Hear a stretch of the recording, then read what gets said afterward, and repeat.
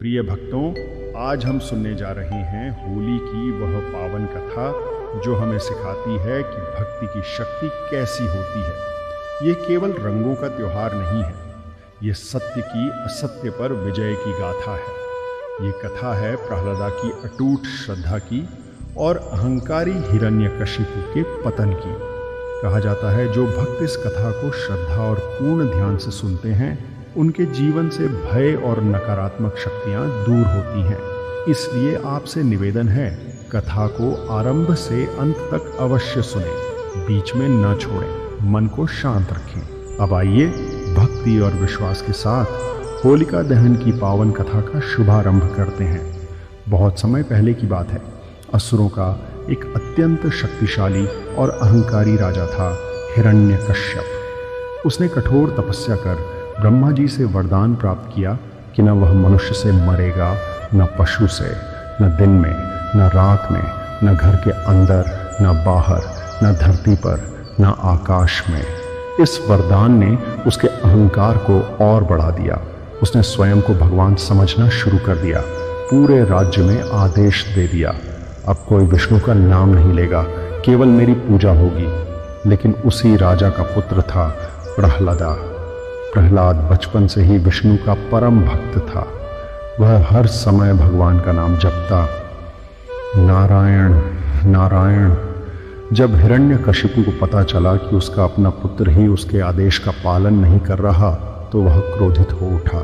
उसने प्रहलाद को समझाया, डराया, धमकाया, पर प्रहलाद ने कहा, पिताश्री, सच्चे भगवान तो श्री हरि विष्णु हैं, मैं केवल उन्हीं की भक्ति करूंगा। यह सुनकर हिरण्यकशिपु का क्रोध सीमा पार कर गया। उसने प्रहलाद को अनेक यातनाएं दी। उसे ऊंचे पहाड़ से गिरवाया गया, हाथियों के पैरों तले कुचलवाने की कोशिश की गई, सांपों से भरे गड्ढे में डाला गया, पर हर बार विष्णु ने अपने भक्त की रक्षा की। प्रहलाद के विश्वास में कभी कमी नहीं आई। हिरण्यकशिपु की एक बहन थी होलिका। उसे वरदान प्राप्त था कि वह अग्नि में नहीं जलेगी। हिरण्यकशिपु ने योजना बनाई, प्रहलाद को होलिका की गोद में बैठाकर अग्नि में डाल दो। चिता तैयार की गई, चारों ओर अग्नि प्रज्वलित हुई। होलिका प्रहलाद को लेकर अग्नि में बैठ गई। प्रहलाद ने आंखें बंद कर लीं। वह शांत था। उसके होठों पर केवल एक नाम था, नारायण। धीरे धीरे अग्नि की ज्वाला तेज हुई, लेकिन तभी एक अद्भुत चमत्कार हुआ। होलिका का वरदान निष्फल हो गया। वह अग्नि में जल गई और प्रहलाद सुरक्षित बाहर निकल आया। यह सत्य की असत्य पर विजय थी, भक्ति की अहंकार पर जीत थी। हिरण्यकशिपु का क्रोध अब और भड़क उठा। उसने प्रहलाद से पूछा, कहाँ है तेरा भगवान? क्या वह इस स्तंभ में भी है? प्रहलाद ने शांत स्वर में कहा, भगवान हर जगह है। क्रोधित होकर हिरण्यकशिपु ने स्तंभ पर प्रहार किया। तभी उस स्तंभ से प्रकट हुए नरसिम्हा, आधा मनुष्य आधा सिंह।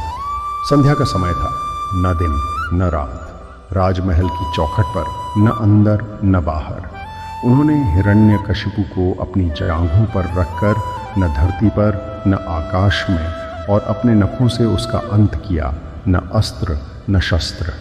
इस प्रकार भगवान ने अपने भक्त की रक्षा की और अधर्म का नाश किया। इसी घटना की स्मृति में हर वर्ष फाल्गुन पूर्णिमा की रात होलिका दहन किया जाता है। यह हमें सिखाता है, अहंकार कितना भी बड़ा हो, अंत निश्चित है। सच्ची भक्ति की रक्षा स्वयं भगवान करते हैं। सत्य की विजय अवश्य होती है। अगले दिन रंगों की होली खेली जाती है, जो प्रेम, भाईचारे और आनंद का प्रतीक है। प्रिय भक्तों, यदि यह पावन होली कथा आपके हृदय को स्पर्श कर गई हो तो वीडियो को लाइक अवश्य करें, चैनल को सब्सक्राइब करें ताकि आपको ऐसी ही व्रत कथाएं, भक्ति कहानियां और पौराणिक प्रसंग मिलते रहें। इस कथा को अपने परिवार और मित्रों के साथ शेयर करें, क्योंकि भक्ति बांटने से बढ़ती है। अंत में सब मिलकर बोलें, जय श्री हरि, जय भक्त प्रहलाद, सत्य की विजय हो।